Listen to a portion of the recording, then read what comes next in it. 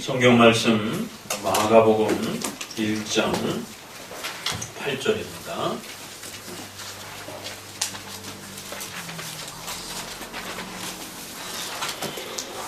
마가복음 1장 8절 제가 공독해 드리겠습니다.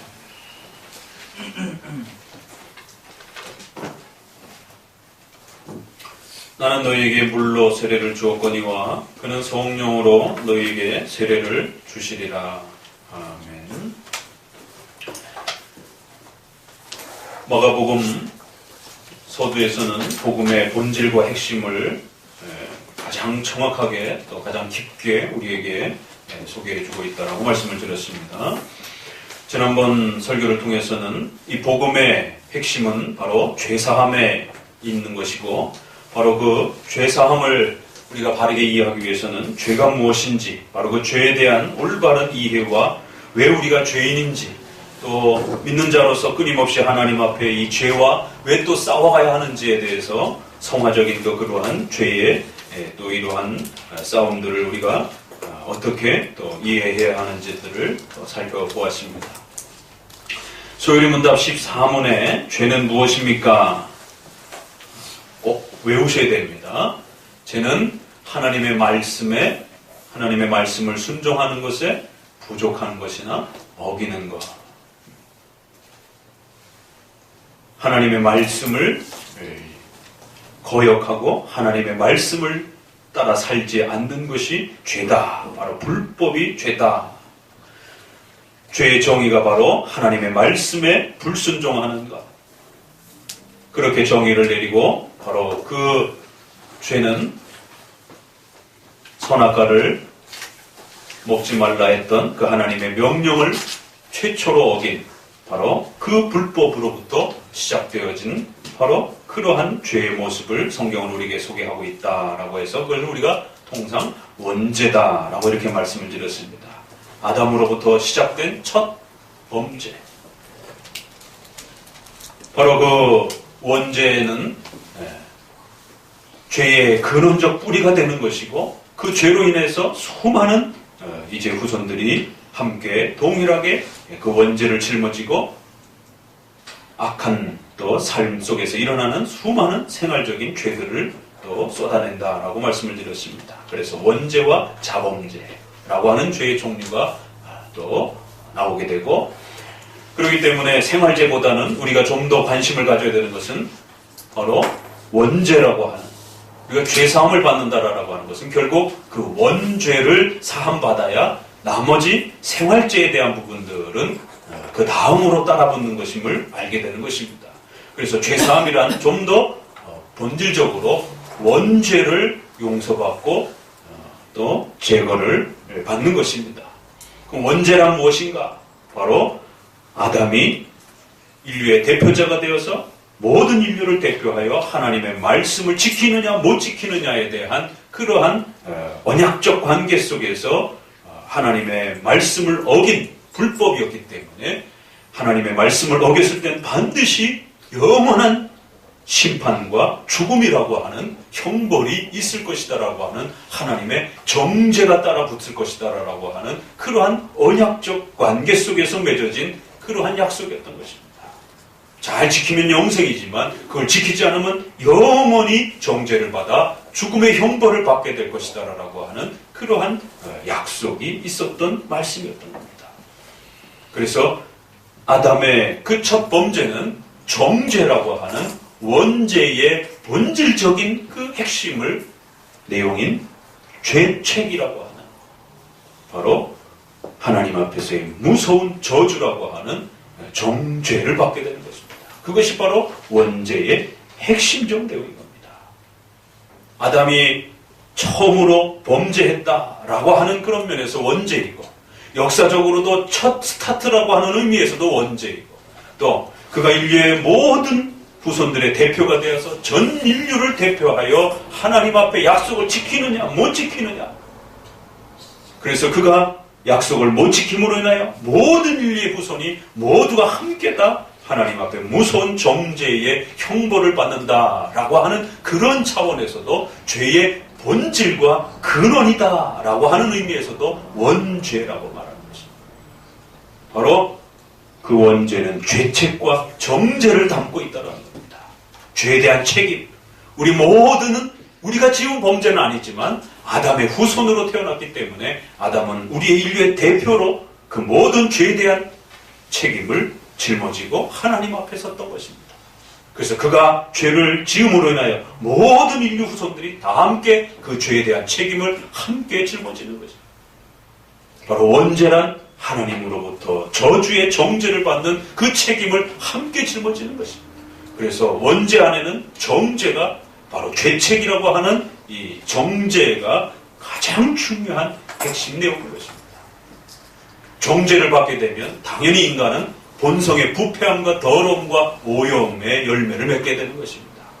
그러니까 우리가 죄사함을 받는다라고 하는 것은 원죄를 용서받는 것이요, 또 좀 더 세밀히 들어가면 정죄와 죄책을 제거받는 것입니다. 죄에 대한 개념과 정의를 이렇게 정확하게 정리해 놓으셔야만이 우리가 죄사함 받는다, 구원받는다라고 하는 의미가 무엇인지를 잘 또 우리가 배워가게 될 것입니다. 자, 오늘은 1장 8절에서 이러한 죄사함과 관련된 하나의 외적 표시로서 세례라고 하는 것을 우리가 죄사함 받고 하나님의 자녀가 되었다라고 하는 외적인 표시로서 교회적인 또 질서 속에서 주어지는 세례를 받게 됩니다. 바로 그 세례에 대한 이야기를 조금 더 한마디 덧붙여냅니다. 8절에서는 세례요한이 등장하여 바로 그 죄사함에 대한 표시로서 물세례를 주었더니, 그리고 그가 이제 한마디 더 붙이는 것은 나는 물세례를 너에게 주지만 장차 오실 메시아여 중보자는 너희에게 성령으로 세례를 줄 것이다 라고 하는 세례에 대한 내용을 소개받게 됩니다. 참 이 마가복음 앞구절에서는 한 단어를 가지고 그 주의 설교 한 편 전체를 또 지배해야 할 정도로 그렇게 기독교 교리와 가르침에 있어서 막중하고 굉장히 큰 비중을 차지하고 있는 그런 표현들이 따라붙고 있기 때문에 그걸 전체적으로 이렇게 너무 쉽게 또 넘어가기에는 큰 어려움들이 있습니다. 그래서 마가복음 1장은 좀 더 천천히 이렇게 그 한 단어와 한 문장 하나하나를 골고루 살펴가면서 천천히 이렇게 좀 나아가야 할 것입니다. 그래서 오늘은 세례에 대해서 좀 함께 살펴보아야 합니다. 죄에 대한 근본적 정의와 그 죄사함을 받는 내용과 또 그 외적인 표시로서 세례에 대한 내용을 우리가 마가복음 앞부분에서 배우게 되는데, 오늘은 마지막 그 죄 사함 받는 징표로서의 세례를 함께 살펴보고자 합니다. 오늘 우리 시대는 세례가 너무 많이 무시되어지고 있고 세례를 등한시 취급하는 그러한 시대에 살아가고 있습니다. 신자들에게 있어서도 세례는 별반 의미가 없습니다. 언제 세례 받았는지도 기억도 나지 않습니다. 지난 초기에 이 세례와 관련해서 죄사함을 받는 세례라고 이렇게 고백을 하면서 이 고백을 잘 이해하지 않으면 자칫 죄의 이 사함받는 것이 반드시 세례와 연관되어 있어서 세례를 받지 않으면 절대로 죄사함을 받지 못하는 것처럼 그렇게 이 죄사함과 세례를 극단적으로 절대적으로 그렇게 필수적인 것으로 이렇게 연합시켜 놓으면 로마 가톨릭주의가 된다라고 말씀을 드렸습니다. 그래서 로마 가톨릭에서는 세례를 너무 지나치게 강조하는 오류를 범한 것이에요. 이 세례와 관련해서는 두 가지 오류를 먼저 잘 정리를 하고 넘어가야 됩니다.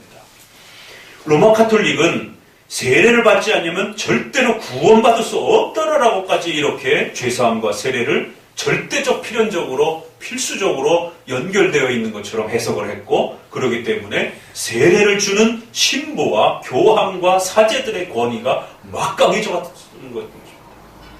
그리고 더 나아가서 그들이 주는 외적인 요소인 물이 결국 신성화되어서 소위 우리가 영화 같은 데서 많이 보게 되면 뭐 성수를 가지고 귀신을 내쫓는다든가 성수를 가지고 치료를 한다든가 결국 그 교회에서 사용하는 그 세례 줄 때 사용하는 그 물이 아주 신성화되어 있고 아주 특별한 능력을 발휘하는 것처럼 그렇게 미신화되어져가는 극단을 보게 됩니다.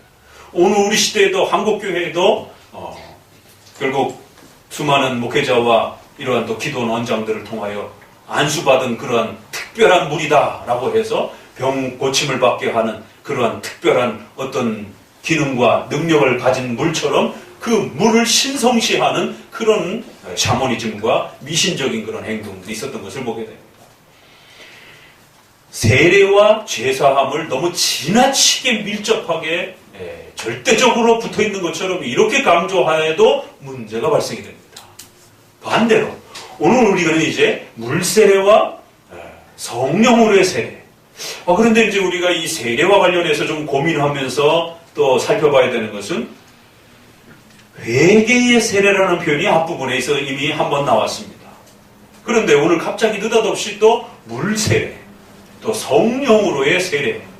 이러다 보니까 우리가 마가복음 1장에서 얼마 읽은지 얼마 안 되는데 그저 8절밖에 읽지 않았는데 여기에서 3번에 걸쳐서 세례라는 말이 등장을 합니다.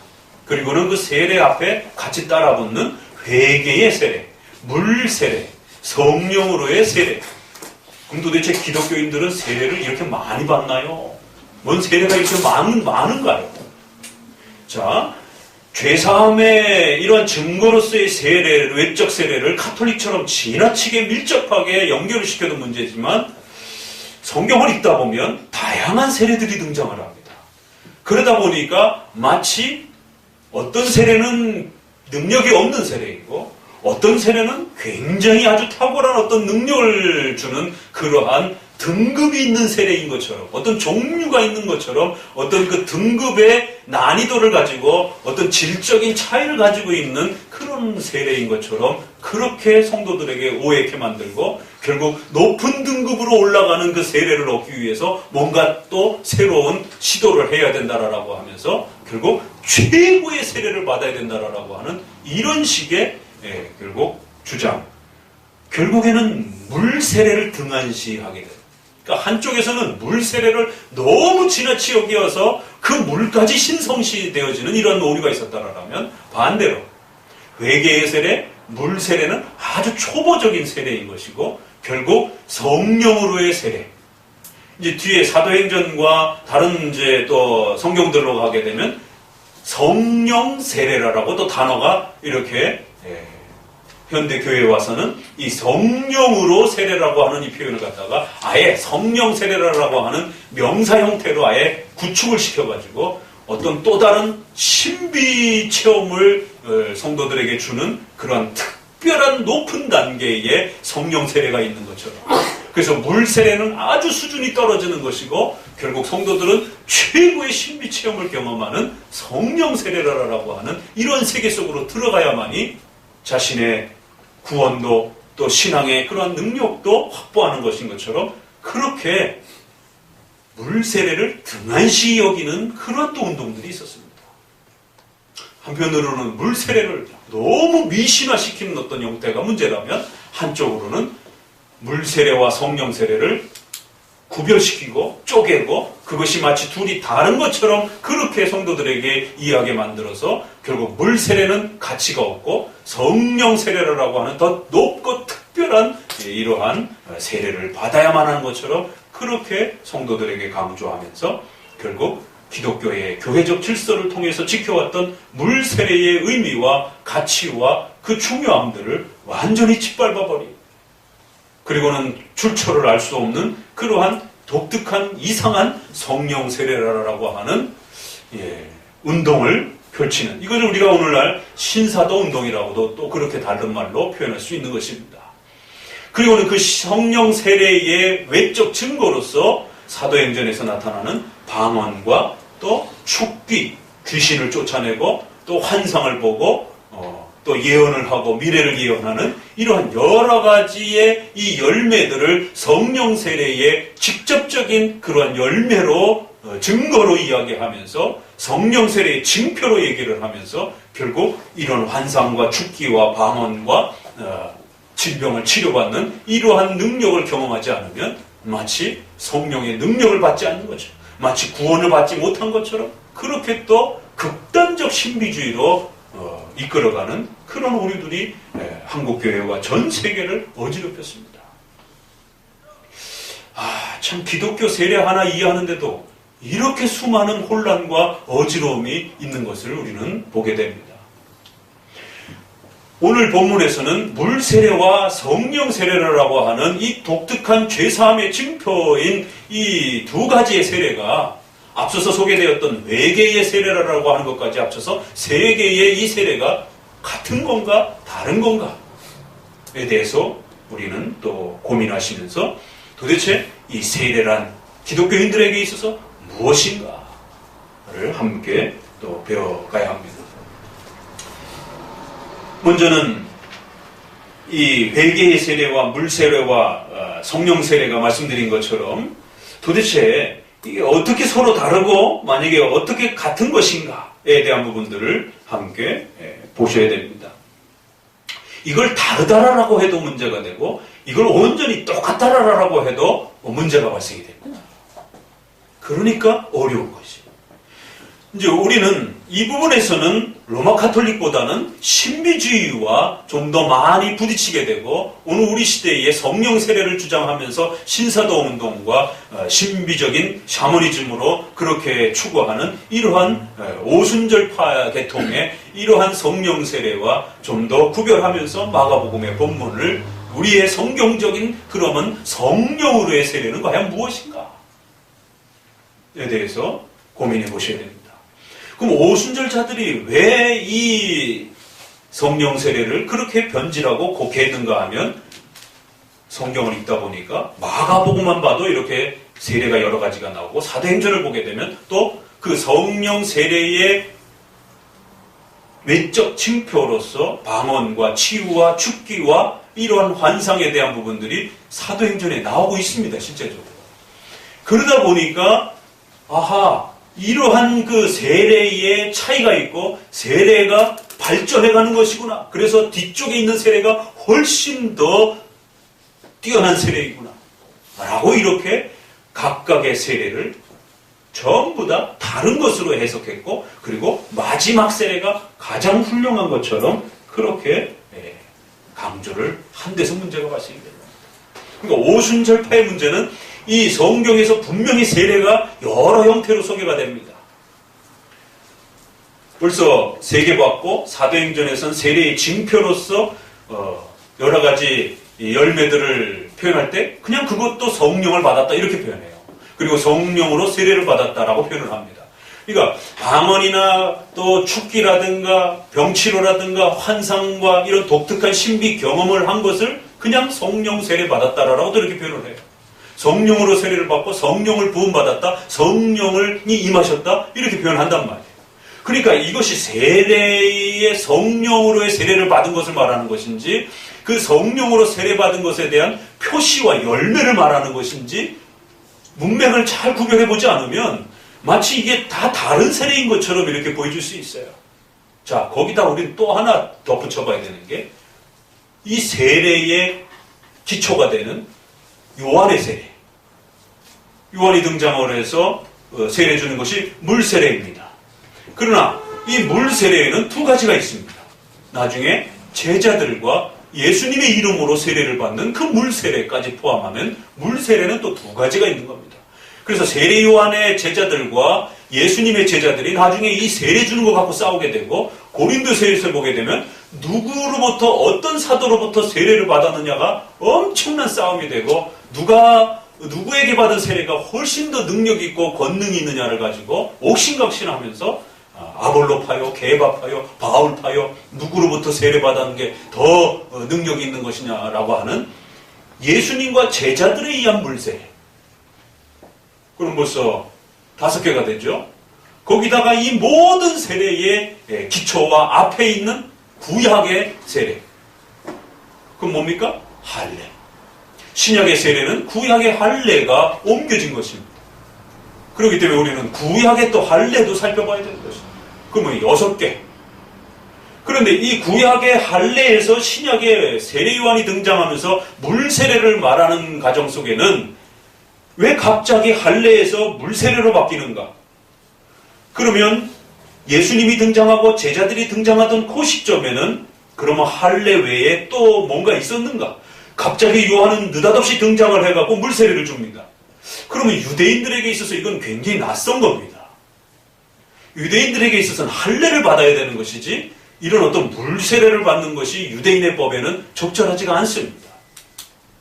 그렇기 때문에 유대인들이 이 세례 요한에게 나와서 왜 세례를 받았는가? 왜 세례 요한은 이런 독특한 물세례를 줬는가? 그럼 이 물세례는 어디서 온 건가 도대체? 그래서 요한이 광야에 나가서 선지자처럼 옷을 입고 열악한 음식을 먹으면서 그러면서 회개의 증표로서 세례를 받아라 라고 하면서 그들에게 물로 세례를 줍니다. 이게 만약에 아주 비성경적이고 아주 이상하고 잘못된 종교적인 어떤 행위였다라면 유대인들이 세례 요한에게 안 나갔을 것입니다. 저건 뭐 하는 것이야? 그런데 우리가 복음서를 보게 되면 많은 유대인들이 그 세례 요한을 선지자로 이해를 했고 그 선지자에게 나아가서 그럼 우리가 죄사함 받기 위해서 세례를 받고 싶습니다 라고 하면서 세례를 받습니다.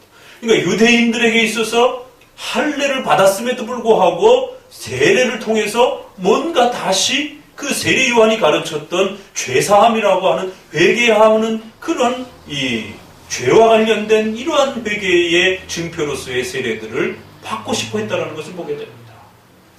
그래서 이제 많은 신약학자들은 그럼 도대체 요한은 어디서 이 세례의 이러한 형식과 내용을 가지고 왔을까라고 하면서 여러 군데를 살핍니다. 구약의 전통적인 유대인들은 바벨론 포로 생활 이후에 말라기 이후에 400년 동안이나 외세의 침략을 받고 식민지 생활을 하면서 유대인들의 이스라엘의 전통적인 할례라고 하는 이러한 신앙의 질서가 다 망가졌습니다. 그리고 나서는 소위 바리새인과 사두개인들이라고 하는 랍비들이 등장을 해가지고 이스라엘 백성들의 신앙을 나름대로 지켜내기 위하여 변형된 형태의 종교적 의식들을 만들어냅니다. 예수님이 이제 복음서에서 바리새인들과 싸울 때 어떤 걸 갖고 싸우죠? 예수님이 이렇게 가난한 사람들하고 음식을 잡수시는데 손을 씻지 않고 음식을 잡수시는 거예요. 그러니까 바리새인들이 옆에서 이렇게 지켜보다가 아니 왜 선생님과 선생님의 제자들은 손도 씻지 않은 채로 그렇게 음식을 먹습니까? 손을 씻지 않고 먹으면 부정해지는 겁니다. 그래서 예수님이 너희들이 장로들의 유전, 사람이 만든 그러한 전통을 가지고는 열심히 지키면서 하나님의 말씀을 어긴다라고 이렇게 책망하는 것을 보게 됩니다. 그러니까 이제 그 초대교회의 시절에 독특하게 등장하는 뭔가 유대인들이 물로다가 씻으면서 정결의식을 이렇게 행하는 것을 보게 됩니다. 여기에서 우리가 구약계 유대인들 속에 뭔가 이 씻는 예절에 대한 어떤 이런 부분들이 낯선 게 아니었었구나라는 것을 보게 됩니다. 그러면 대략 큰 특징으로 이렇게 몇 가지를 보게 되면 구약에 어떤 경우가 있느냐면 레위기 15장 13절에 이런 표현이 있습니다. 유출병이 있는 자는 그 유출이 깨끗하여지거든 그 몸이 정결하기 위하여 7일을 계산하여 옷을 빨고 흐르는 물에 몸을 씻을 것이요. 그러니까 할례는 그들이 하나님의 백성이요 자녀요라는 아주 중요한 표시입니다. 창세기 17장에 너희 남자는 다 할례를 받으라. 이것이 나와 너희와 너희 후손 사이에 지킬 내 언약입니다. 하나님의 백성이 되는 외적 징표라는 거예요. 세례는 하나님의 백성이 된다라고 하는 외적인 징표입니다. 그렇기 때문에 할례와 세례가 서로 연결점을 갖고 있다는 거예요. 이 할례라는 게 무엇입니까? 14절에 할례를 받지 아니하는 남자 곧 그 양피를 베지 아니하는 자는 백성 중에 끊어지리라. 그가 내 언약을 배반하였습니다. 할례란 남자의 성기의 그 가죽의 끝을 칼로 잘라내는 것입니다. 칼이 없었던 시절에는 날카로운 돌로 잘라내는 것입니다. 급소이기 때문에 잘못 잘라내다가 덧나게 되면 죽을 수도 있는 것입니다. 소위 말한 우리 포경수술이라고 하는 그런 용어로 많이 알려져 있는 그런 형태의 이러한 수술적 행위를 구약에서 할례라는 이름으로 그렇게 요구를 했습니다. 굉장히 사실은 좀 독특한 그런 표시입니다. 왜 하나님의 백성이라고 하는 그 표시를 남자의 성기에 이런 가죽을 잘라내는 이러한 것으로서 목숨을 걸고 이 표시를 만들어야 되는, 그리고 또 여자들에게는 할례를 행하지는 않습니다. 여자에게 할례를 행한다면 여자가 죽을 수 있는 위험성이 있기 때문에 여성들은 할례를 행하지 않습니다. 그러니까 그런 어떤 생명적인 문제도 있지만 바로 죄란 대표성을 갖는 겁니다. 원죄의 문제이기 때문에 아담이 대표가 돼서 모든 후손들이 그 죄를 정죄의 책임을 짊어지는 것입니다. 그런 것처럼 한 남자를 중심으로 해서 그 집안의 가장의 그 집안의 대표로서 남자가 할례를 받는 것입니다. 여성은 남성에 속해 있는 것으로 남성의 갈비뼈로 만들어진 그런 한 몸으로 그렇게 해석하면서 여성에게는 할례를 행하지 않고 남성이 그 가정의 대표성을 띠고 남자가 구원의 하나님의 백성이라고 하는 대표성을 띠고 남성이 할례를 받는 것입니다. 그런데 그 할례의 부분을 가장 목숨을 담보로 하고 표시를 내야 하는 그러한 막중한 위중한 그러한 급소의 표시를 남기면서 백성들이 눈에 보이는 표시를 바라보면서 우리는 하나님의 백성이라고 하는 강력한 신념을 갖고 살 수 있도록 그렇게 언약의 징표를 만들어 놓았던 것입니다. 이런 할례가 있었는데 여기에 덧붙여서 어떤 죄를 짓고 그 죄를 씻고 해결하기 위해서는, 죄를 없애기 위해서는 흐르는 물에 몸을 씻을 것이에요. 유출병. 그래서 여성이 생리를 한다든가 또 아니면은 또 몸에서 어떤 몸이 아파갖고 코에서 피가 난다든가 몸에서 비정상적으로 피가 흐르게 되면 그걸 유출병이라고 하고, 그렇게 피가 흐르게 되면 부정해진 것으로 해석하고 반드시 흐르는 물에 몸을 씻고 그리고 제물을 바치면서 정결 의식을 행해야 됩니다. 그러니까 어떤 부분에서는 우리의 근원적인 죄를 없애고 우리의 그 구원의 대표성을 남성으로 가장으로 그렇게 표현하면서 구원의 표시를 남기기도 하고, 어떤 부분에서는 우리가 삶 속에서 범죄하고 실수하게 되는 수많은 잘못들을 해결하기 위해서 그 잘못을 용서받는 표시로서 정결의 의식을 같이 보강하고 있는 것을 보게 됩니다. 그래서 구약에는 죄사함과 또 그 죄의 용서함이라고 하는 개념이 바로 할례와 정결의식 속에 같이 이렇게 겹쳐 있는 것을 보게 됩니다. 그래서 좀 더 한쪽은 원죄를 근원적으로 없애줬다라고 하는 그런 의미가 강하다라면, 또 한쪽의 정결의식들은 우리가 시시때때로 범죄하는 많은 그 죄들을 우리가 어떻게 용서받고 씻어낼 것인가를 바로 이러한 물로다가 씻어내는 정결의식을 통해서 그렇게 해결했던 것을 보게 됩니다. 그래서 구약에는 세례라는 말은 없습니다. 씻는다, 씻어낸다, 이런 표현들은 있어요. 민수기에도 또 이런 표현이 있습니다. 만약 죽은 사람이 시체를 만지고 스스로 정결하지 아니한 자는 여호와의 성막을 더럽힙니다. 그가 이스라엘 집에서 끊쳐질 것은 정결케 하는 물을 그에게 뿌리지 아니하므로 깨끗해 되지 못하였다.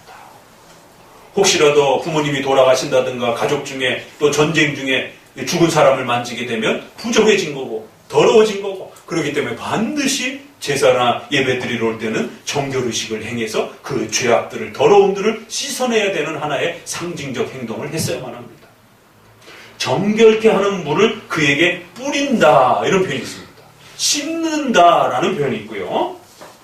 민수기 31장에는 또 무릇 불에 견딜 만한 물건은 불로 지나가게 하라. 그리하면 깨끗하려니와 오히려 정결케 하는 물로 그것을 깨끗게 할 것이며, 무릇 불에 견디지 못할 것은 물로 지나가게 할 것이니라.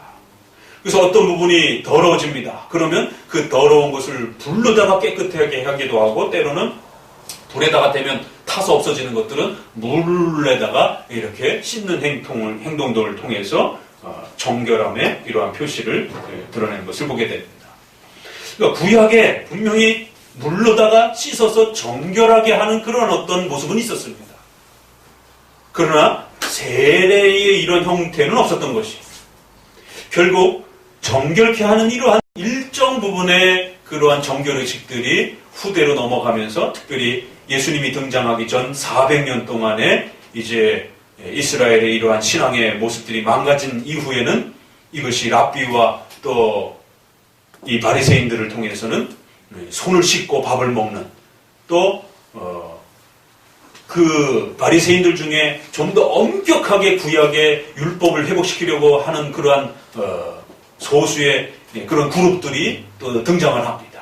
그리고 우리가 에세네파라라고도 이렇게 하고 세례 요한이 그 에세네파 출신이지 않겠느냐. 그의 행동이라든가 광야에 가서 그렇게 혼자 살고 또 그런 어떤 독특한 정결의식을 행하고 이런 부분들이 쿰난 공동체라고 하는 그런 공동체를 만들어서 사막에 가서 살면서 그 사막에서 세례 비슷한 그런 정결의식들을 행하는 그런 역사적 자료들이 남아 있습니다. 그러니까 에스네파라든가 쿰난 공동체라든가 이러한 그 바리새파적인 아주 강한 그러한 그 율법주의를 회복시키려고 하는 그런 운동들 속에서 간혹 이 물로다가 정결케 하는 그 예식들이 등장을 하기도 합니다. 그럼에도 불구하고 이렇게 죄 사함을 받는다라고 하는 이 회개의 징표로서의 이러한 독특한 물 세례의 형식들은 조금 더 낯설은 것입니다. 비슷하기도 하지만 좀 더 또 낯설기도 한 것입니다. 이것은 우리가 어디서 이제 그 원인을 찾을 수 있느냐면 여러 외적인 자료에서 찾기도 힘든 것이고 요한복음 1장 33절에 나도 그를 알지 못하였으나 나를 보내어 물로 세례를 주라 하신 그이가 나에게 말씀하시되 성령이 내려서 누구 위에든지 머물러 것을 보거든 그가 곧 성령으로 세례를 주는 이인 줄 알라. 우리가 그저 알 수 있는 것은 요한복음에 보니까 세례 요한을 세우시고 세례 요한에게 하나님이 명령하시는데 뭐라고 명령하시냐면 너가 물로 세례를 주라라고 말씀하셨다는 거예요. 자, 성만찬은 예수님이 십자가에 죽으시기 직접 제정하셨습니다. 그래서 구약의 유월절이라고 하는 행사가 신약으로 넘어오면서 성만찬으로 바뀐 것은 분명합니다. 그런데 구약의 할례라고 하는 이 표시가 신자가 된다라고 하는 하나님의 자녀가 된다라고 하는 이 중요한 할례라고 하는 이 표시가 없어졌어요. 그러면 누가 없앴는지, 누가 그러면 세례를 다시 세웠는지 성경에 아무 이야기도 없습니다. 그냥 갑자기 요한이 등장을 해서 물세례를 주고 있고 그 물세례를 예수님이 그대로 수용을 해가지고 예수님도 세례를 받고 그리고 이후로 제자들이 그 물세례를 예수님의 이름으로 물세례 형태를 주는 장면이 나옵니다. 그냥 시작한 거예요. 근데 누가 이 물세례를 할례로부터 바꾸어서 물세례로 바꾸라라고 한 것인지는 그 어디에도 분명한 문자적으로 확인을 할 수가 없습니다. 그래서 많은 사람들이 할례가 세례로 바뀐 것에 대해서 부정적으로 또 의문을 제기하면서 공격하는 자들이 있어요. 그러나 성경에 분명히 세례 요한이 물세례를 주는 이 장면에는 에스네파라든가 쿰난 공동체라든가 구약의 그런 그 율법의 정결의식 중에 물세례 비슷한 그런 어떤 표현이 있었지만 구체적으로 지금 우리가 받고 있는 이런 물세례의 형태의 원칙적인 그 형태는 하나님이 세례 요한에게 직접적으로 명령하신 것으로서 우리는 그렇게 받아야 하는 것입니다. 비슷하게 물로다가 그렇게 정결의식이 있었지만 그러한 부분들이 좀 더 물세례라는 형태로 물을 담그든지 물을 뿌려주든지 하는 형태로 죄사함의 징표로서의 물세례를 주면서 하나님의 자녀가 된다라고 하는 이러한 확증을 새롭게 변화시켜서 만드신 분은 하나님 스스로 그렇게 만드셨고 그것을 요한에게 명령하셨고 요한은 그 물세례를 등장하자마자 베풀기 시작했던 것입니다. 자, 이러한 구약의 할례, 그 다음에 신약의 중간쯤에 있었던 정결의식, 그러면서 물세례가 이제 확정이 됐습니다. 만약에 이 물세례가 이상한 것이라든가 또 신앙적으로 문제가 되는 것이었으면 예수님이 이제 다음에 등장하는 예수님이 세례받는 장면이 나옵니다. 그러면 예수님이 요한의 세례를 그대로 용납하시고 수용하시면서 그 예수님의 이름으로만 이제 바뀐 겁니다. 요한은 어떻게 세례를 줬습니까? 성부, 성자, 성령의 이름으로요? 그렇게는 아닙니다. 그거는 제자들이 이제 구체화된 형태로 마태복음 28장에 보니까 예수님도 성부, 성자, 성령의 이름으로 세례를 주라라는 형태로 예수님의 이름으로 세례를 주는 형태는 예수님의 세례로 이제 확정이 되는 것이고 적어도 요한의 세례는 우리가 좀 알 수 없는 부분이 담겨 있는 것입니다. 이 용어를 어떻게 사용했는지 명칭을 어떻게 표현하면서 세례를 줬는지는 성경이 그저 침묵하고 있는 것입니다. 다른 복음서에 보니까 죄를 지적하고 그 죄의 회개의 증표들을 이야기하면서 그 죄인으로서 너가 하나님 앞에 죄인인 것을 고백하라고 인정하고 그 정도의 내용을 담아내면서 세례를 받는 장면이 나옵니다. 그러니까 물 세례는 결론적으로는 회개의 세례의 증표라는 걸 알 수가 있습니다. 그러니까 구약의 할례와 세례 요한의 이 물 세례를 먼저 우리가 해결을 해야 됩니다. 이게 같은 겁니까? 다른 겁니까? 형식은 다르지만 분명히 구약의 할례도 하나님의 자녀라고 하는 증표였던 것이고 요한이 물 세례를 통해서 주고자 했던 것도 다른 증표가 아니라 바로 너희가 죄사함을 받고 이제 하나님의 백성이라라고 하는 증표를 세운 것입니다. 그렇기 때문에 본질에 있어서는 동일한 것이 그러나 형식에 있어서는 어마어마하게 바뀌었습니다. 구약의 할례는 남자의 그러한 성기의 표피를 잘라내는 그러한 많은 위험을 무릅쓰고 해야 되는 그런 외적인 형식이었던 것이고 물세례라고 하는 것은 이제 남녀노소를 가리지 아니하고 모두에게 베풀 수 있는 안전한 방식으로 좀 더 보편적으로 베풀 수 있는 안전한 형태로 형식이 아주 획기적으로 바뀌었습니다. 그러니까 신비주의적인 이 오순절파의 오류는 바로 이 바뀌어진 것을 지나치게 강조하면서 동일한 것을 보지 못하는 데서 발생이 된 겁니다. 가톨릭의 오류는 이 동일한 부분만을 지나치게 강조하면서 물세례를 강조한 것입니다. 그러나 신비주의자들은 다르다라는 것을 지나치게 너무 강조를 합니다. 구약의 할례와 요한의 세례는 그런 면에서 형식은 다르지만 본질은 동일한 것입니다. 자, 여기까지 해결했습니다. 그 다음에는 그러면 요한의 세례와 예수님의 세례는 예수님의 이름으로 주는 제자들의 세례는 같은 것입니까? 다른 것입니까? 아까 말씀드린 것처럼 분명히 형식이 다릅니다. 삼위일체 이름으로 주는 것은 예수님의 세례이고 예수님의 이름으로 받는 것이 예수님의 세례입니다. 그래서 사도행전에도 보니까 예수님의 이름으로 세례를 받는다라고 이렇게 나와 있습니다. 그러나 세례 요한은 회개를 하고 회개의 열매를 맺고 죄를 자복하고 세례를 받아라 라고 하는 정도밖에 안 나오는 것입니다. 형식에 있어서는 분명히 쓰는 명칭도 요구하는 내용도 다릅니다.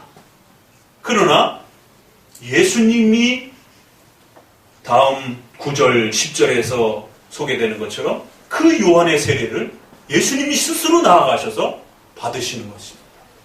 다른 복음서에서는 요한이 깜짝 놀라서 아니 당신에게 내가 세례를 받아야 되는데 왜 나한테 세례를 받으려고 합니까? 너의 세례와 나의 세례가 일치를 이루고 하나님의 뜻을 이루기 위함이다. 이런 표현들이 나옵니다.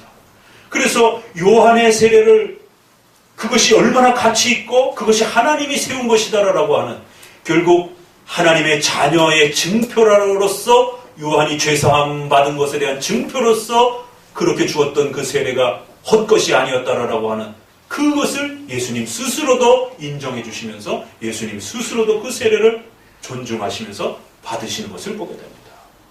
그러니까 예수님의 세례와 요한의 세례는 형식은 다르지만 그 본질 뭐죠? 죄사함의 증표, 하나님의 자녀라고 하는 증표는 동일한 것입니다. 여기까지는 그래도 여러분들이 잘 쫓아올 수가 있습니다. 근데 이제 문제는 이 다음부터예요. 자, 그러면 예수님과 그 제자들이 준 그 세례는 예수님의 이름으로 받는 세례였습니다. 그래서 죄를 고백하고 예수님을 믿겠다라고 하는 그 고백을 하면 모두 세례를 받았습니다. 물 세례를 받았습니다. 그런데 마가복음 이 말씀 안에 우리를 당황케 하는 것은 앞으로 예수님이 오실 텐데 그 예수님이 성령으로 너희에게 세례를 주실 것이다. 이렇게 말하는 것입니다. 예수님의 이름으로 세례를 받는 것, 그래서 우리가 그걸 예수님의 세례라고 할 수가 있는데 갑자기 느닷없이 그 예수님이 오셔서 성령으로 세례를 주겠다라는 것입니다. 그러면 예수님의 세례와 성령의 세례는 다른 것인가? 예수님이 오셔서 그러면 예수님의 이름으로 세례를 받았습니다. 그런데 이 복음서의 이 표현을 따라서 이제 다른 복음서들도 그렇고 사도행전에도 그렇고 아니 예수님의 이름으로 세례를 다 받았는데 자꾸만 예수님이 뭐라고 말씀을 하시느냐 하면 너희가 조금 있으면 성령으로 세례를 받을 것이다. 그러면 우리가 여태까지 예수님 쫓아다니면서 예수님 우리가 죄인입니다. 예수 그리스도는 살아계신 하나님의 아들이십니다. 베드로가 했던 그 유명한 고백 주는 그리스도시여 살아계신 하나님의 아들입니다. 우리가 지난번 하나님의 아들 예수 그리스도 고백할 때 계속해서 들어왔던 이야기예요. 바로 우리는 죄인입니다. 예수님이 우리의 메시아여 중보자이십니다. 예수님 믿고 구원받고 싶습니다. 그게 예수님의 이름으로 받는 세례의 핵심인 것입니다. 그런데 예수님이 자꾸 너희는 장차 성령으로 세례를 받을 것이다. 그럼 뭔 세례가 또 있습니까? 예수님 이름으로 우리가 죄사함 받고 하나님의 자녀가 되는 이 중요한 고백을 하고 예수님의 이름으로 물 세례를 받았는데 요한이 말한 세례가 그거 아닌가? 라고 이렇게 생각할 수 있는데 예수님의 말씀 속에 너희는 또 세례를 받을 것이다. 이렇게 말씀을 하시는 것이죠. 그러니까 우리는 1장 8절에서 말한 이 성령으로의 세례는 예수님 믿겠습니다. 우리가 죄인입니다. 라는 그 물세례를 말하는 것이다. 라고 생각할 수 있습니다. 그 의미가 포함되어 있는 겁니다. 예수님이 오실 것이고 그 예수님이 오셔서 너희의 죄사함을 가르쳐주고 그 예수님의 십자가의 보혈의 은혜로 너희가 구원받는 그 증표를 예수님의 이름으로 물세례를 받을 것이다. 그 의미가 담겨 있는 겁니다. 그런데 예수님의 이름으로 세례를 받는다라고 하면 될 텐데 왜 성령으로 세례를 받는다라고 이렇게 말을 하냐라는 거죠. 그리고는 또 예수님도 이제 뒷부분에 계속 등장하는 게 예수님을 따라다니는 제자들을 향하여 너희가 조금 있으면 곧 보혜사 성령이 오실 것이고 내가 보혜사 성령을 보낼 것이고 내가 승천한 이후에 그 보혜사가 오시면 너희가 성령으로 세례를 받을 것이다. 뭔 세례가 또 남아있는 것처럼 이렇게 말씀하시면서 성령으로의 세례와 예수님의 세례가 다른 것인가 같은 것인가를 또 이제 고민하셔야 됩니다. 이제 이 부분을 해결하기 위해서는 우리 함께 성경을 따라 붙어서 읽어보셔야 됩니다. 마태복음 3장 11절입니다.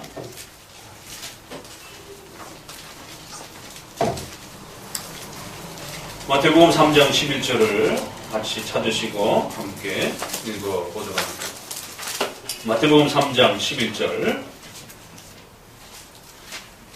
큰 목소리를 읽습니다. 나는 너희에게 하기 위하여 물로 세례를 주거니와 내 뒤에 오시는 이는 나보다 명예가 많으시 나는 그의 신을 믿기도 감당치 못하겠노라. 그는 성령과 불로 너희에게 세례를 주실 것이요. 여기 보니까 성령과 불로 너희에게 세례를 주신다 이렇게 표현합니다. 마가복음하고는 조금 다르죠. 마가복음에는 성령으로 세례를 줄 것이다 이렇게 되어 있는데 마태복음에는 같은 요한의 그 장면을 소개하면서 성령과 불로 이렇게 소개가 되어 있습니다. 또 누가복음에도 성령과 불로 이렇게 돼 있고, 마가복음만 성령으로 세례를 받을 것이다 이렇게 돼 있고, 요한복음 1장 33절에는 그가 곧 성령으로 세례를 주는 자인 줄 알라 이렇게 돼 있어요. 그래서 마태복음과 누가복음에 성령과 불로 이렇게 돼 있습니다. 그럼 또 불세례는 또 뭔가? 이러니까 이제 신비주의자들이 성령 세례가 마치 불세례인 것처럼, 그래서 뭐 마음이 뜨거워지고 어떤 신비로운 환상을 보는 것이 마치 불세례인 것처럼 또 그렇게 곡해하기도 합니다. 그러나 이것은 다른 표현이 아니라 물과 성령에 대한 이 연관을 우리가 함께 고민해 보셔야 됩니다. 물로 세례를 주는 것과 성령으로의 세례를 주는 것이 분명히 형식으로는 다릅니다. 그래서 요한의 세례와 예수님으로의 세례가 다 죄사함과 하나님의 자녀가 되는 증표이지만 본질이 같지만 형식이 다르죠. 자, 그렇기 때문에 물로다가 세례를 주는 것과 성령으로의 세례를 주는 것은 형식으로는 다른 것이지만 본질적 그 가치와 내용에 있어서는 같은 내용인 것입니다. 그래서 외적인 증표로서 우리의 죄의 더러움을 씻는다라고 하는 증표적 표시로서는 물로 세례를 받는 것입니다. 그러나 그러면 어떻게 우리가 죄를 고백하고 그 무서운 죄를 자복할 수 있습니까? 원죄가 어떤 것입니까? 하나님 앞에 정죄받아 영원히 죽어야 된다라고 하는 이 죄의 책임은, 정죄는 인간이 해결할 수 없는, 벗어버릴 수 없는, 그래야 우리의 모든 본성의 부패와 악을 가져오게 했고 하나님과 원수가 되게 했고 이 땅에서의 비참함과 사망의 고통을 받는 어마어마한 무서움을 우리에게 고통을 안겨준 그런 죄입니다. 이 죄는 인간이 해결할 수 있는 문제가 아니에요. 인간의 어떤 능력으로 벗어날 수 있는 문제가 아닙니다. 그렇기 때문에 성경 곳곳에서는 성령으로 거듭나지 아니합니다. 성령 하나님의 도우심으로 너희의 이 악한 이 원죄를 짊어지고 있는 이 하나님을 싫어하는, 하나님을 거역하는 우리의 이 못된 본성의 이 악한 악성들이 바뀌어지지 않는다면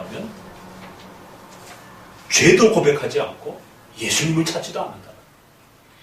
결국 세례가 가능하기 위해서는, 죄인이라고 자복하기 위해서는 우리의 이 악한 본성이 성령의 강력한 능력으로 새 사람으로 바뀌지 않는 이상에는 불가능하다는 것입니다.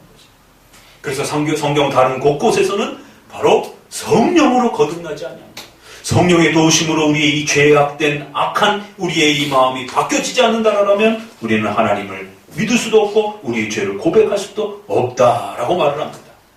그래서 죄사함의 본질적인 능력과 힘을 이야기할 때는 성령으로 거듭난다 이렇게 말하는 것입니다. 거듭난 표시를 줄 때는 물로 표시를 하는 것이고, 그 거듭남의 근원적인 힘을 이야기할 때는 성령으로 우리가 거듭날 수 있는 겁니다. 성령으로 다시 태어날 수 있는 것입니다. 성령 하나님의 도우심으로 우리가 죄사함 받았다라고 하는 세례를 받을 수 있는 것입니다. 마가복음에는 이 두 표현이 같이 섞여 있는 것입니다. 그래서 물 세례와 성령으로의 세례는 어떤 방식과 어떤 초점에서 이야기하느냐에 따라 의미가 다른 것입니다. 본질은 똑같은 것입니다. 물이 더러운 것을 씻는 것처럼 그렇게 외적 표시로서의 물을 이야기한 거고, 성령으로의 세례는 좀 더 본질적인 우리의 구원의 새로워짐에 대한 능력을 이야기하는 것입니다. 그래서 때로는 그 성령으로의 그러한 그 세례를 성령이 하나님께서 물같이 우리를 정결케 하셔서 우리를 거듭나게 하신다라고 표현할 수 있는 겁니다. 성령 하나님께서 우리의 더럽고 악한 죄악들을 물이 우리의 더러움의 외적인 이런 육체를 씻어내듯이 이 영혼과 우리 악한 본성을 성령 하나님께서 깨끗하게 정결하게 거듭날 수 있도록, 새로워질 수 있도록 씻어낸다는 거예요. 그래서 성령 하나님을 물 같은 성령의 능력으로, 성령 하나님께서 물 같은 그러한 정결케 하는 그러한 능력으로 이렇게 표현할 수 있는 것입니다. 때로는 성령 하나님과 불을 같이 묶어놓기도 합니다. 구약에도 보면 더러움을 깨끗하게 하는 수단으로 물을 사용하기도 하지만 불을 사용하기도 합니다. 그래서 불이란 또 다른 세례가 아니라 성령에 거듭나게 하시는, 성령에 중생케 하시는 그 능력을, 성령 하나님의 능력을 불로다가 표현하는 거예요. 성령 하나님의 능력을 기름 부음으로 올리브유를 부어주시면서 직분을 구별시키는 구약의 그러한 독특한 임직식이 있습니다. 그래서 구약의 그런 기름 부음은 윤기가 나라라고 기름 부는 게 아니라 성령 하나님의 특별한 능력을 받는 그런 제사장입니다, 왕입니다 라고 하는 그런 의식으로 기름을 부어줍니다. 그런 것처럼 불은 금속, 금이나 은이나 이런 금속의 불순물을 제거할 때 불에서 너희를 연단시켰다, 이런 표현들이 나옵니다. 그래서 성령 하나님께서 불처럼 우리의 더러운 불순물들을 제거하시고 다 태워버리시고 우리를 깨끗하게 정련하셨다, 깨끗하게 단련하셨다. 마태복음에 나오는 성령과 불로 너에게 세례를 준다라는 말은 그냥 성령으로 세례를 받는다라는 표현과 같은 내용인 것입니다. 요한복음 3장 3절에는 그 유명한 니고데모 얘기가 나옵니다. 사람이 거듭나지 아니하면 하나님의 나라를 볼 수 없느니라. 니고데모가 가로되 사람이 늙으면 어떻게 날 수 있사옵나이까? 두 번째 모태에 들어갔다가 날 수 있사옵나이까? 예수께서 대답하시되 진실로 진실로 내게 이르노니 사람이 물과 성령으로 나지 아니하면 하나님 나라에 들어갈 수 없느니라. 요한복음에는 니고데모에게 사람이 거듭나는 그러한 모습을 어떻게 가르쳤어요? 성령으로 거듭나야지만 인간이 자기의 죄를 고백할 수 있다라고 말을 합니다. 근데 거기에 물과 성령으로.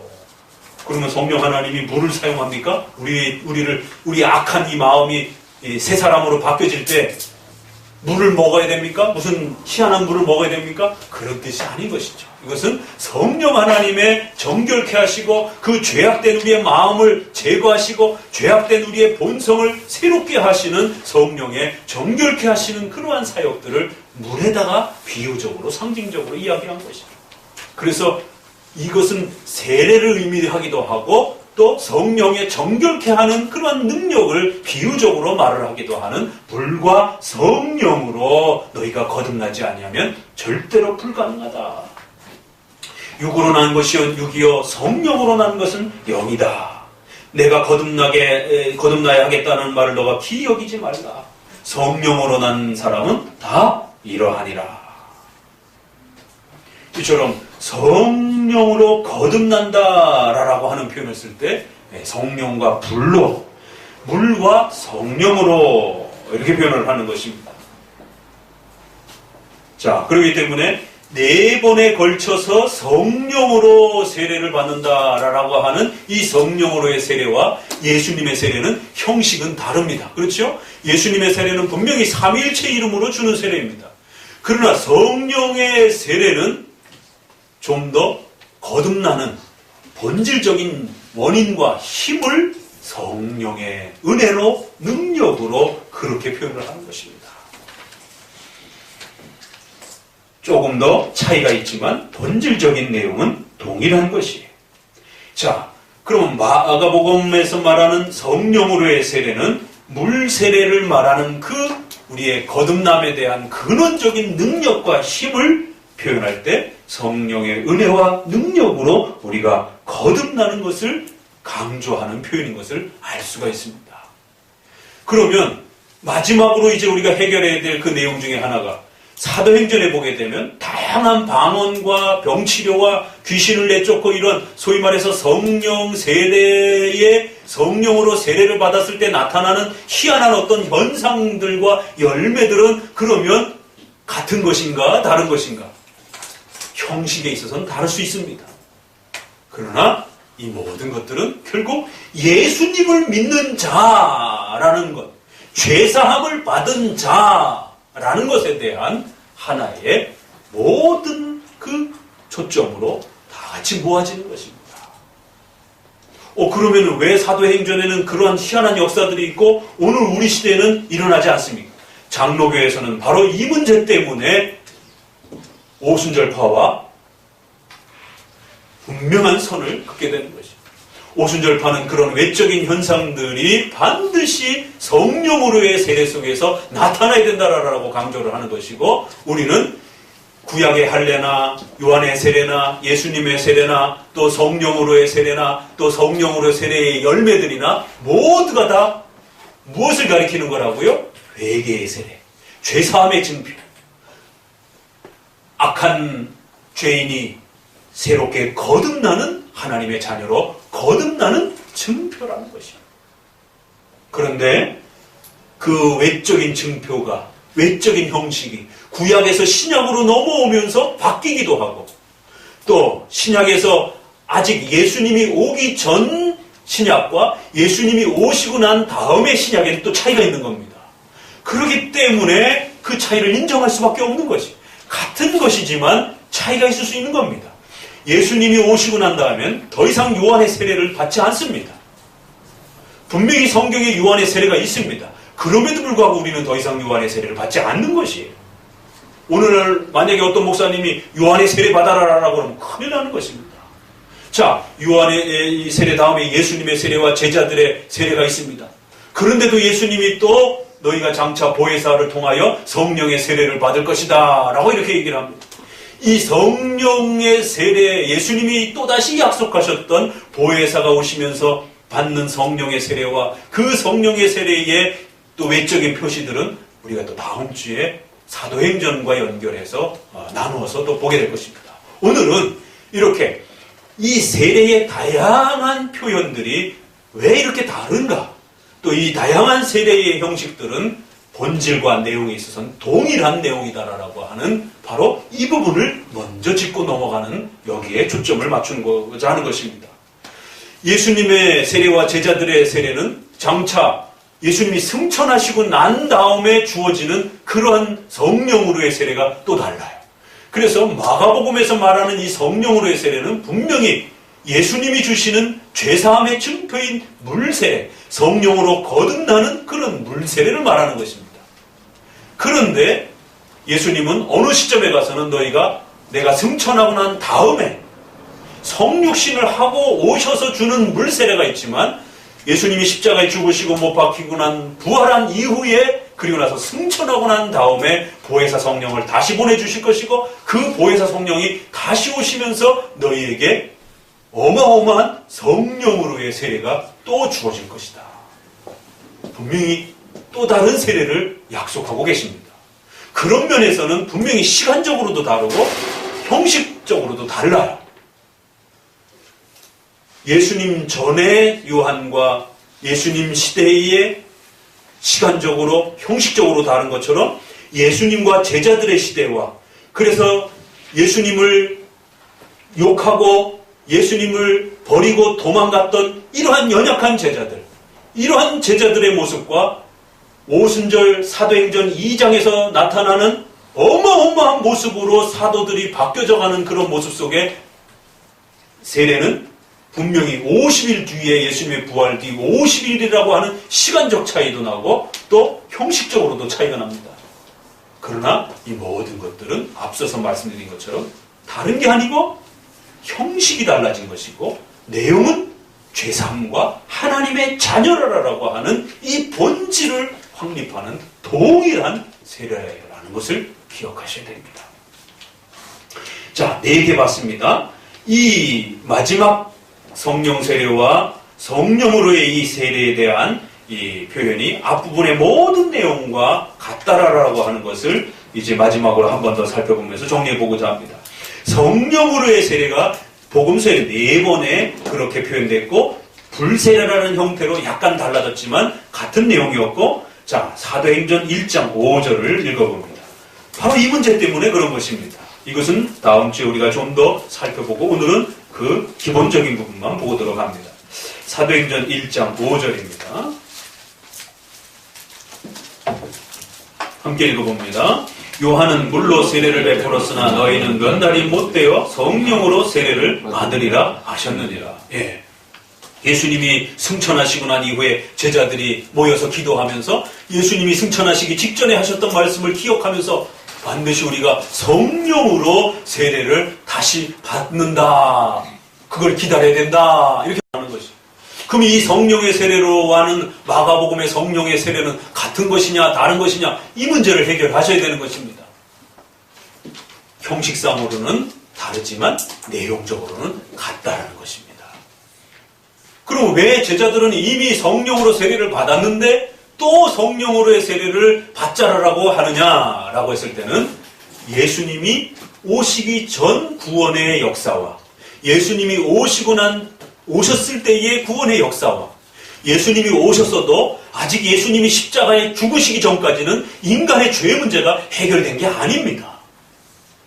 인간의 구원의 이 역사를 성취하기 위해서는 이처럼 구약에 엄청난 역사가 있고 예수님이 오셔서 33년 동안이라고 하는 역사가 있고 또 예수님이 십자가에 죽으시고 부활하면서 제자들이 100년 동안의 요한계시록까지 성경을 쓰던 사도들의 시대가 있고 성경이 끝나고 사도들이 죽고 이제 성경이 완성된 다음의 시대가 있다. 이처럼 구원의 역사에는 하나님의 거대한 이 통치의 다스림의 차이가 나타나는 시간적, 공간적 차이가 나타난다는 겁니다. 그렇기 때문에 이 다양한 시간과 공간 속에서 일어나는 이러한 구원의 외적인 증표와 약속과 현상들을 모두 다 같다고 해도 안 되고 모두가 틀렸다라고 해도 안 되는 것입니다.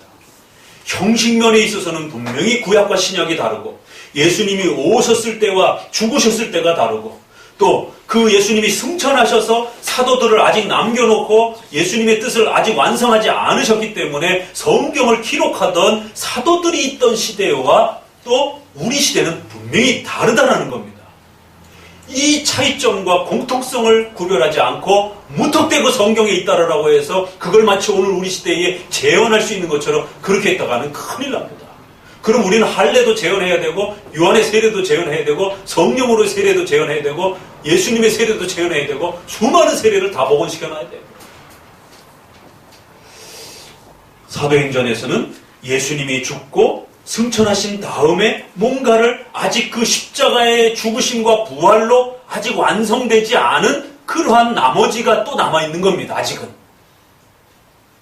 구원의 역사가 예수님의 십자가의 죽으심으로 끝난 게 아니라 바로 성령께서 그 구원의 십자가의 죽으심과 부활하심을 확증하고 그것이 온 세계로 확대되어져야만 하는 그러한 중요한 구원의 확대에 대한 예수님이 십자가의 구원을 성취하는 것도 중요하지만 성령이 새롭게 오셔서 전 세계의 하나님의 백성들을 향하여 그 이스라엘 백성들에게 제한되었던 구원이 전 세계로 퍼져나가고 전 인류 후손들에게 퍼져나간다라고 하는 이 강력한 성령의 구원의 역사함들이 함께 성취되지 않는다라면 그 십자가의 사건은 그냥 이스라엘에서만 일어난 사건으로만 제한될 수 있는 것입니다. 그래서 예수님의 십자가의 죽으심과 예수님이 십자가에 부활하시고 난 이후에 새롭게 성령의 없던 성령이 다시 오시는 게 아니라 구약에도 계신 성령이요 구약에도 성령의 도우심으로 하나님을 믿은 것이고 요한의 때도 성령으로 예수님을 믿은 것이고 예수님의 때에도 성령으로 예수님을 거듭나서 믿은 것이고 오순절 시대에도 성령으로 그 예수님을 소망하고 살아가는 것입니다. 다만 구원의 그러한 역사를 이루어가는 과정 속에 과정의 차이가 있을 수 있다는 겁니다. 그래서 요한 사도행전 1장 5절에는 성령으로의 이제 세례를 받을 것이다라고 하는 예수님의 십자가의 구원의 이 역사를 확증하고 완성시키는 그러한 또 다른 형태의 성령의 형식적인 그러한 아주 놀라운 임하심과 역사가 한 번 더 남았다라고 이야기를 하는 겁니다. 사도행전 11장 15절을 또 읽어봅니다. 여섯 번째, 총 7번에 걸쳐서 신약에 성령으로의 세례가 나오고 있습니다. 이 모든 성령으로의 세례는 동일한 것이고 다만 형식적인 부분에서 조금씩 차이가 나타날 뿐입니다. 11장 15절에 이건 이제 다음에 우리가 사도행전을 통해서 좀 더 깊이 볼 겁니다. 15절 읽어봅니다. 내가 말을 시작할 때 성령이 저에게 임하시기를 처음 우리에게 하신 것과 같이 하신지라. 내가 주의 말씀에 요한은 물로 세례를 주었으나 너희는 성령으로 세례 받으리라 하신 것이 생각나노라.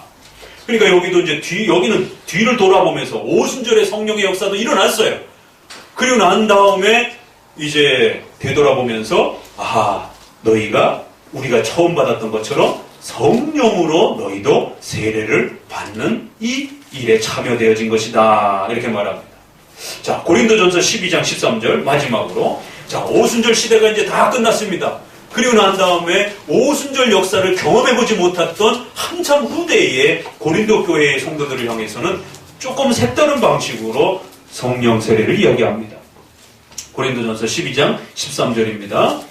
같이 읽어봅니다. 우리가 유대인이나 헬라인이나 종이나 자유자나 다 한 성령으로 세례를 받아 한 몸이 되었고 또 다 한 성령을 마시게 하셨느니라. 한참 뒤에는 성령의 외적인 어떤 열매의 징표로서 방언이나 병치료나 죽기라든가 이러한 부분들이 사도행전에는 같이 겹쳐 있었습니다. 그 놀라움과 위대함을 나타내기 위해서 임시적으로 허락하셨던 징표들인 거예요. 그러나 이제 점차 이 성령으로의 세례가 의미의 본질이 확립이 되어진 이후에는 더 이상 방언이라든가 죽기라든가 병고침이라든가 이런 부분들은 큰 의미가 없는 겁니다. 그래서 고린도서에서는 그 부분들에 대해서 언급하지 않고 모든 남녀노소 유대인이나 헬라인이나 할 것 없이 모든 전 세계에 있는 백성들 가운데 하나님의 백성들이 성령으로 세례를 받아 교인이 될 것이다라고 하는. 그러니까 여기는 성령으로 세례를 받아 한 몸이 된다라고. 한 몸은 뭐겠어요? 교회를 말하는 것입니다.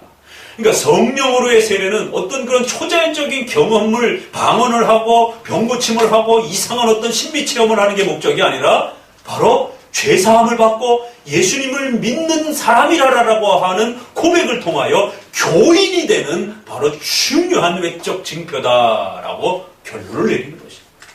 이게 성령으로의 세례의 마지막 표현입니다. 한 성령으로 세례를 받아 교인이 되었고 한 성령으로 우리가 모두 다 마셨다. 뭘 먹었어요? 앞부분에는 물로 그렇게 거듭난다.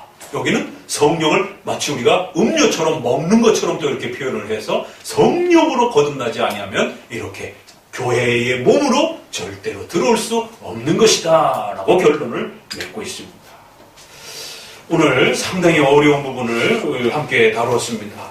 오순절파에서 끊임없이 문제 제기를 하는 바로 이 성령으로의 세례라고 하는 것은 최고 등급의 어떤 최고로 다른 어떤 세례가 아니라 바로 물세례라고 하는 죄사함의 회개의 세례를 본질적인 성령의 도우심의 은혜와 능력으로 우리가 거듭난다라고 하는 그런 의미로서 그렇게 확정해주는 구원의 능력과 힘을 표현할 때 성령의 거듭남으로 세례를 우리가 얻게 되는 것입니다.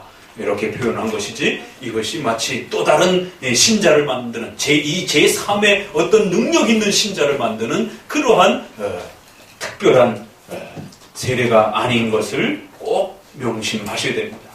이러한 면에 있어서 오늘 우리 시대에 16세기에는 제세례파가 제1세례, 제2세례, 제3세례 이런 식으로 가르쳤고 등급이 있는 이 세례를 가르치는 파들이 바로 제세례파. 이 모든 것이 형식에 있어서는 다르지만 본질에 있어서는 동일하다라고 루터나 칼빈은 이신칭의를 소개하면서 죄사함의 징표로서 성령의 세례로 그렇게 가르쳤던 겁니다. 17세기에 와서는 누가 등장을 했습니까? 바로 경건주의, 독일을 중심으로 해서 신비주의라고 하는 독일의 신비주의를 경건주의라고 표현을 합니다. 그리고 18세기에 들어와서는 그 독일의 경건주의를 배워가지고 영국에서 실천했던 존 웨슬레, 조지 히필더, 그리고 조지 히필드가 미국으로 건너가서 조나단 에드워즈하고 이러한 제2의 3의 성령 세례가 있는 것처럼 그렇게 강조를 한 것입니다. 조나단 에드워즈가 우리 장로교 쪽 사람이지만 그분의 성령론은 상당히 조심해서 읽어야 됩니다. 18세기에는 바로 그런 성령 세례를 가르쳤습니다. 그러면서 쓰러지고 방언하고 귀신을 내쫓고 이런 운동들을 소위 말한 신사도 운동들을 했던 것이 19세기 1800년도에 누가 등장했습니까? 찰스 피니라라고 하는 미국의 부흥사가 등장을 해가지고 성도들 쓰러뜨리고 발작하고 떨고, 20세기에는 누가 일어났습니까? LA 아주사 거리에서 바로 오순절파가 시작이 되는 겁니다. 그리고는 20세기에 누가 등장을 합니까? 조용기 목사와 또 수많은 이러한 또 성령 세례를 강조하는 제2의 3의 성령 세례를 오늘 순복음교회를 중심으로 해서 특별히 마틴 로이드 존스의 성령 세례, 성령 하나님, 성령 하나님의 주권, 이런 책들이 벌써 번역되어 있는데, 이런 성령론은 바로 오순절 계통의 성령론을 말하는 것입니다. 성령으로의 세례를 제2, 3의 세례처럼 그렇게 말하고 있기 때문에 이런 책들은 아주 조심하셔야 됩니다. 적어도 우리 쪽에서 성령으로의 세례는 물세례와 죄사함에 대한 회개의 세례라고 하는, 구원의 징표라라고 하는, 첫 중생의 징표라라고 하는, 첫 신자의 징표라라고 하는, 그렇기 때문에 우리의 물세례는 너무너무 귀한 겁니다. 우리의 물세례를 생각할 때마다 여러분은 하나님의 자녀라라고 하는, 절대로 망가뜨릴 수 없는 하나님의 자녀라라고 하는 바로 이러한 긍지를 나타내는 어마어마한 표시가 되는 겁니다. 첫 세례는 바로 물세례요. 그 물세례는 죄사함의 세례라고 가르치는 분들은 루터와 칼빈, 그 다음에 단행본으로 책을 써낸 것은 존 오웬의 성령, 그 다음에 유럽으로 와서는 카이퍼의 성령론, 그 다음에 미국으로 넘어가서는 리차드 게핀의 성령론, 그 다음에 최근에 살아계신 분으로는 싱글레어 퍼거슨의 성령론, 이런 책들은 반드시 읽으셔서 또 도움을 받으셔야 됩니다. 그러니까 잊지 말아야 돼. 제2, 3의 세례론을 가르치는 성령론 책들이 있고, 제1세례가 완성된 거고 모든 세례는 하나밖에 없다라고 하는 에베소서 4장에 주도 하나요, 하나님도 하나요, 성령도 하나요, 세례도 하나요, 이런 고백이 나옵니다. 제2의 3의 여러 세례가 있는 게 아니라 오직 세례는 죄사함에 대한 신자의 증표라라고 하는 유일한 세례 하나밖에 없는, 교인으로 들어가는 바로 교인의 증표인 세례 하나밖에 없다라고 에베소서에도 세례도 하나요 라고 이렇게 고백하는 것입니다. 이렇게 교파에 따라 인물에 따라 이 성령으로의 세례를 지난 2000년 동안 달리 해석해왔고, 그 결과와 영향력들은 어마어마하게 한쪽으로는 신비주의로 흘러가고 극단주의적인 샤머니즘으로 흐르게 되고, 한쪽은 정통적인 이러한 물세례를 기존으로 해서 기초로 해서 우리의 죄사함과 칭의에 대한 이 감격스러움을 물세례를 통해서 지켜가고자 했던 이러한 소중한 장로교회의 또 질서가 있는 것입니다. 그래서 여러분들 아직 세례를 받지 않은 분들은 세례를 받기 위해서 열심히 준비하셔야 되는 거고, 세례 받을 때는 모두가 함께 박수 쳐주고 모두가 감격스러워하고, 이 세례 받는 게 우리 인간에게 있어서 얼마나 위대한 사건이고 얼마나 감격스러운 사건인 건지, 여러분이 새로 태어난 사건입니다. 그래서 거듭나야 된다라고 말하는 것이고, 엄마 뱃속에 다시 들어갔다 나와야 됩니까? 이러한 사건의 이 기가 막힌 신비를 그렇게 고백하는 것이, 그렇게 새로 태어나는 것입니다. 바로 저와 여러분 모두가 하나님 앞에서 새롭게 태어난 그 어마어마한 사건을 우리는 물세례로서 감격스럽게 평생에 걸쳐서 그렇게 감사하고 살아가게 되는 것입니다. 이것이 장로교회의 물로 세례를 주었거니와 또 성령으로 세례받는다라고 하는 이 소중한 또 가르침인 것입니다. 오늘 이 말씀을 통해서 성령으로의 이러한 또 은혜의 세례를 우리 성도들 모두 마음속에 잘 간직하며 살아가시기를 주의 말씀으로 권면을 드립니다. 기도합니다.